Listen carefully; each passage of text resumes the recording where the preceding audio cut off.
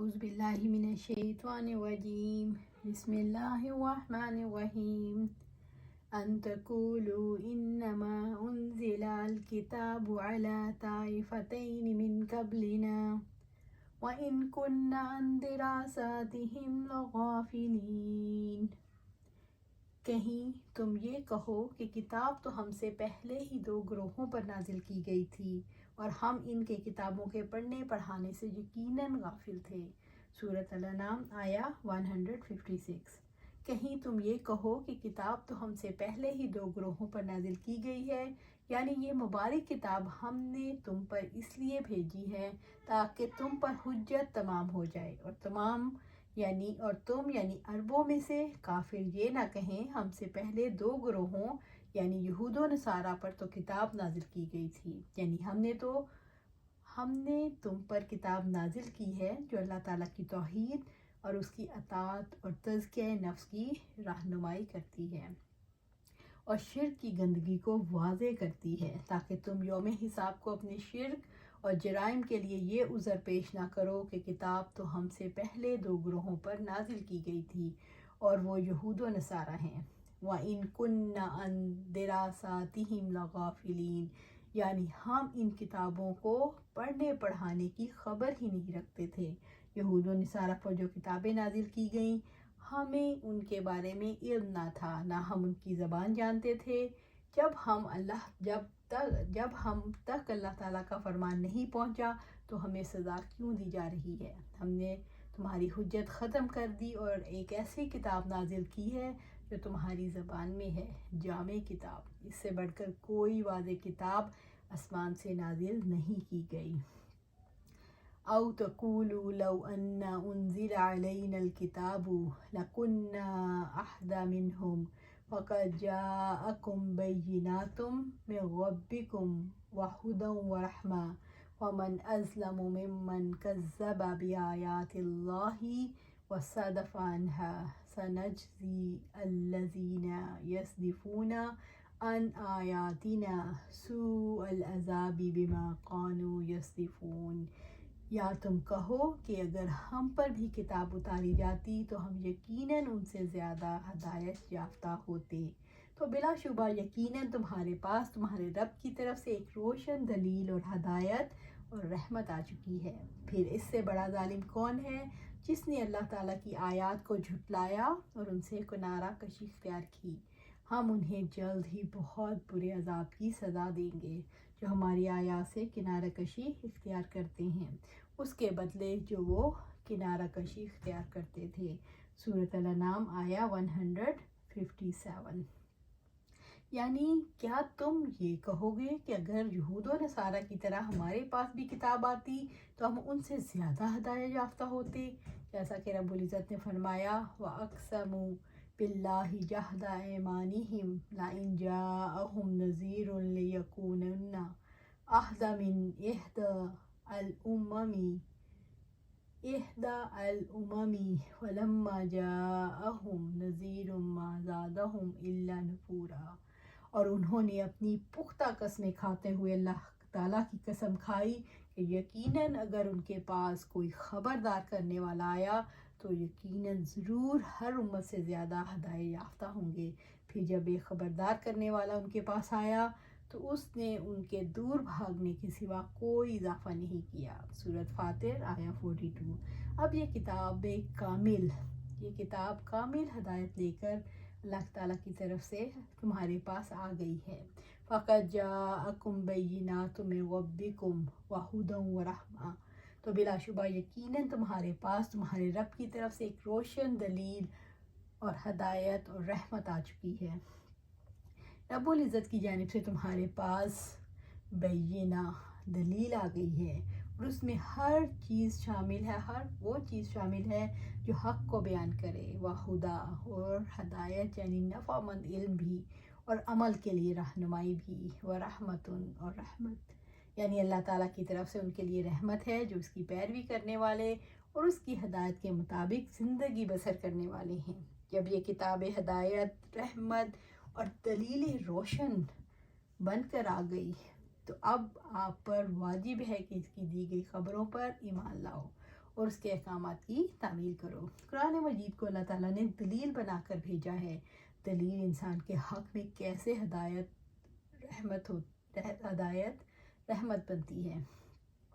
اللہ تعالیٰ نے کائنات کی ہر مخلوق کو جبراً اپنے حقوق کا پابند بنایا ہے۔ اس نے انسان کی ہدایت کے لیے رسول بھیجے اور کتابیں بھیجی۔ کتاب کے ذریعے حق اور باطل سے باخبر کرنے کے لیے دلائل دیے۔ انسان اللہ تعالیٰ کی مرضی کا اندازہ دلیل سے لگاتا ہے۔ دلیل انسان کے لیے رحمت بنتی ہے۔ جب انسان دلیل کے ذریعے اپنے رب کو پہچانتا ہے، یہ دلیل انسان کے لیے ہدایت کا ذریعہ بنتی ہے۔ جب انسان اس کے ذریعے زندگی گزارنے کا طریقہ پاتا ہے، فَمَنْ أَظْلَمُ مِمَّنْ كَذَّبَ بِآيَاتِ اللَّهِ وَصَدَّفَ عَنْهَا، پھر اس سے بڑا ظالم کون ہے جس نے اللہ تعالیٰ کی آیات کو جھٹلایا اور ان سے کنارہ کشی اختیار کی۔ اس سے بڑا ظالم کون ہے جو اس کتاب کی آیات سے منہ موڑے اور پہلو بچا کر نکل جائے۔ یہ آیت دلیل ہے کہ کافر دل سے جھٹلاتا ہے اور اعضاء سے عمل کرتا ہے۔ وہ ظالم ہیں جنہوں نے خود بھی قرآن مجید سے فائدہ نہیں اٹھایا اور رسول اللہ صلی اللہ علیہ وآلہ وسلم کی پیروی بھی نہیں کی، بلکہ لوگوں کو بھی اس نیک کام سے روکا، خود بھی کتاب اللہ سے منہ موڑا اور لوگوں کو بھی اس تک نہیں آنے دیا، جیسا کہ رب العزت نے فرمایا وَهُمْ يَنْهَوْنَ عَنْهُ وَيَنْأَوْنَ عَنْهُ، اور اس سے لوگوں کو روکتے ہیں اور خود بھی اس سے دور ہی رہتے ہیں۔ سورۃ الانعام آیا 26۔ بڑا ظالم کون ہے؟ جو اللہ تعالیٰ کی آیت کو جھٹلاتا ہے اور اس سے ہٹ کر چلتا ہے، جو جاہلیت کے طور طریقے اختیار کرتا ہے، جو جاہلیت کے قوانین زمین پہ پھیلا کر فساد کرتا ہے۔ سَنَجْزِي الَّذِينَ يَصْدِفُونَ عَنْ آيَاتِنَا سُوءَ الْعَذَابِ بِمَا كَانُوا يَصْدِفُونَ، ہم انہیں جلد ہی بہت برے عذاب کی سزا دیں گے جو ہماری آیات سے کنارہ کشی اختیار کرتے ہیں، اس کے بدلے جو وہ کنارہ کشی اختیار کرتے تھے۔ اللہ تعالیٰ نے اپنی آیات سے منہ موڑنے والوں کو ایسے عذاب کی وعید دی ہے جو انہیں سخت تکلیف دے گا اور ان پر بھاری ہوگا۔ یہ عذاب ان کے اعمال کا بدلہ ہے، ورنہ اللہ تعالیٰ اپنے بندوں پر ظلم نہیں کرتا، جیسا کہ فرمایا وَمَا رَبُّكَ بِظَلَّامٍ لِّلْعَبِيدِ، اور آپ کا رب اپنے بندوں پر ہرگز ظلم کرنے والا نہیں۔ حامیم سجدہ آیا 46۔ آیات سے ہٹ کر چلنے والوں کی کیا سزا ہے؟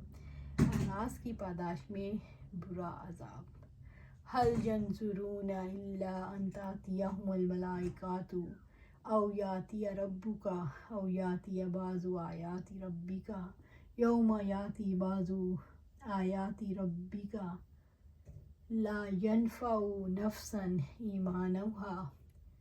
إِيمَانُهَا لَمْ تَكُنْ آمَنَتْ مِنْ قَبْلُ أَوْ كَسَبَتْ فِي إِيمَانِهَا خَيْرًا قُلِ انتظروا إِنَّا مُنتظرُونَ۔ سورۃ الانعام آیا 158۔ وہ انتظار نہیں کر رہے ہیں مگر یہ کہ ان کے پاس فرشتے آ جائیں یا اس کا رب آ جائے یا آپ کے رب کی بعض نشانیاں آ جائیں۔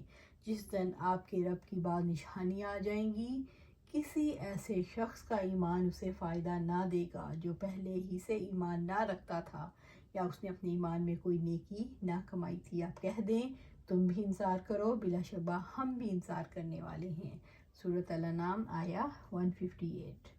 اللہ تعالیٰ ان کے بارے میں فرماتے ہیں جو اپنے ظلم پر جمے ہوئے ہیں، کیا یہ اس بات کا انتظار کر رہے ہیں کہ اس کے سامنے فرشتے ان کی روح قبض کرنے کے لیے یا دنیا کا عذاب لے کر آ جائیں یا میدان حشر میں فرشتے آ جائیں، او یاتی ربک، یا آپ کا رب آ جائے، یعنی قیامت کے دن آپ کا رب بندوں کے اعمال کی جزا سزا کے لیے آ جائے۔ اس آیت میں اللہ تعالیٰ کے افعال اختیاری کا اثبات ہے، مثلا استوائے علی العرش، آسمان نے دنیا پر نازل ہونا اور اس کا آنا مخلوق کی صفات کے ساتھ کسی تشبیہ کے بغیر، اور اس اعتبار سے یہ اہل سنت و جماعت کے مذہب کی دلیل ہے، اور اس موضوع پر کتاب و سنت میں بہت سا معلومات بھی موجود ہے۔ اس سے یہ بھی ثابت ہوتا ہے کہ قیامت کی نشانیوں میں سے ایک نشانی سورج کا مغرب سے طلوع ہونا ہے۔ اس سے یہ بھی ثابت ہوتا ہے کہ تبارک و تعالیٰ اللہ سبحانہ و تعالیٰ حکمت والا ہے۔ کائنات میں یہ سنت جاری و ساری ہے، ایمان صرف اسی وقت فائدہ دیتا ہے جب وہ اختیاری ہو، اضطراری نہ ہو۔ انسان کا اکتساب خیر ایمان ہی کے ساتھ فائدہ مند ہے۔ نیکی، تقوی وغیرہ اسی وقت فائدہ دیتا ہے اور نشو و نما پاتا ہے جب بندے کے دامن میں سرمایہ ایمان بھی ہو۔ جب قلب ایمان سے خالی ہو تو بندے کو کوئی چیز فائدہ نہیں دیتی۔ او یاتی بعض آیاتی ربی کا، یا آپ کے رب کی بعض نشانیاں آ جائیں۔ اس سے مراد علامات قیامت ہیں جو قرب قیامت کی دلیل ہیں۔ جیسے آپ صلی اللہ علیہ وسلم نے فرمایا، جب تک سورج مغرب سے طلوع نہیں ہوگا قیامت نہیں آئے گی، پھر جب سورج مغرب سے نکل آئے گا تو تمام روئے زمین کے جن و انس ایمان لے آئیں گے، پھر ایمان لانا یا نہ لانا برابر ہوگا۔ پھر آپ صلی اللہ علیہ وسلم نے یہ آیت پڑھی، اللہ تعالیٰ کی نشانیاں ظاہر ہونے کے بعد ایمان کیوں فائدہ نہیں دے گا؟ یہ اللہ تعالیٰ کی سنت ہے، جب معجزات آتے ہیں اور لوگ جھٹلاتے ہیں تو مہلت ختم ہو جاتی ہے، ایمان اور عمل مفید نہیں رہتے اور جھٹلانے والوں کو ہلاک کر دیا جاتا ہے۔ یوم یاتی بعض آیات ربک لا ینفع نفسا ایمانہا، جس دن آپ کے رب کی بعض نشانیاں آ جائیں گی، کسی ایسے شخص کا ایمان اسے فائدہ نہ دے گا۔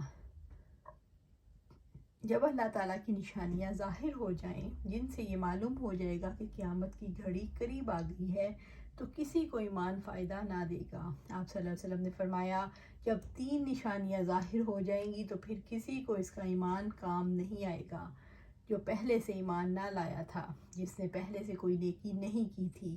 سورج کا مغرب سے طلوع ہونا، دجال کا ظہور، دابۃ الارض کا نکلنا۔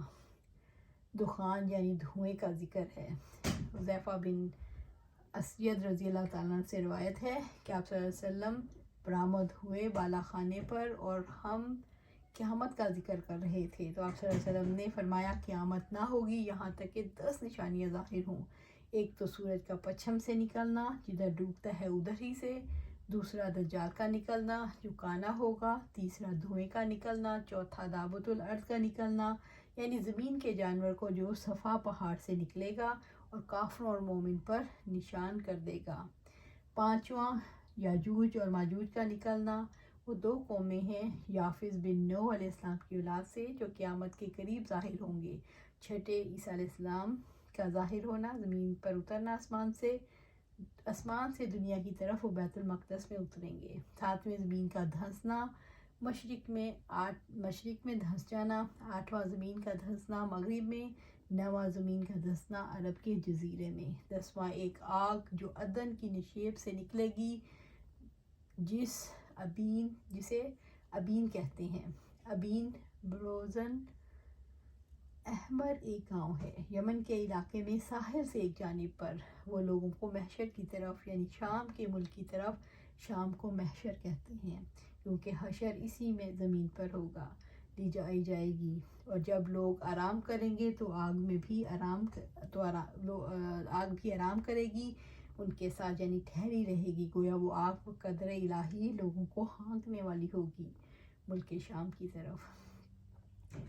ایک صبح آپ صلی اللہ علیہ وسلم نے دجال کا ذکر کیا تو آپ صلی اللہ علیہ وسلم نے فرمایا، تحقیر اور کبھی بڑا کر کے بیان فرمایا، کبھی تحقیر کی اس کی اور کبھی بڑا کر کے بیان کیا، یہاں تک کہ ہم نے گمان کیا کہ وہ کھجوروں کے ایک جھنڈ میں ہے، یعنی دجال کے بارے میں بات ہو رہی ہے۔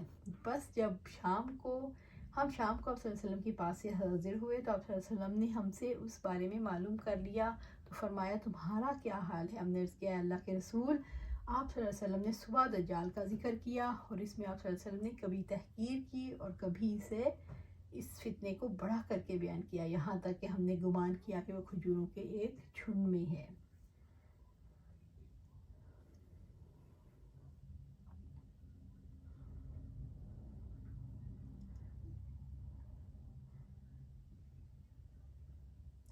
لا ينفع نفسا ایمانہا لم تکن آمنت من قبل، جب اللہ تعالیٰ کی نشانیاں ظاہر ہو جائیں گی تو کافروں کا ایمان انہیں نفع نہیں دے گا، نہ ایسے مومنوں کو جو عمل میں کوتاہی کرتے ہیں انہیں بھی ان کے اعمال کا کوئی فائدہ نہیں ہوگا۔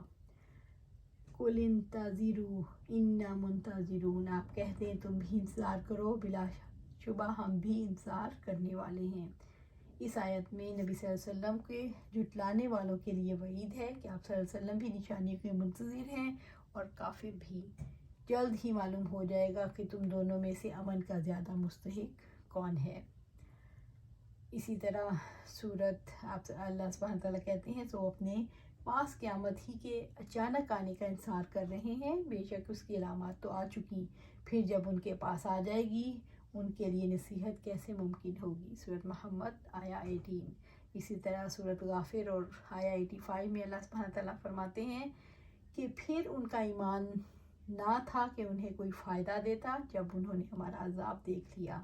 اللہ تعالیٰ کا طریقہ جو یقیناً اس کے بندوں میں پہلے گزر چکا ہے، اور اس وقت کافی لوگ خسارے میں رہے۔ تو اللہ سبحانہ تعالیٰ سے دعا ہے کہ ایسی علامات آ جائیں، ہمارا موت کا وقت آ جائے، اس سے پہلے توبہ طائب ہو جائیں اور اپنی زندگی کو صحیح طریقے پر قرآن و سنت کے مطابق گزاریں، اور اللہ سبحانہ تعالیٰ ہمیں اس پر جمع دے اور ہمارا ہاتھ پکڑ کے ہمیں جنت تک لے جا۔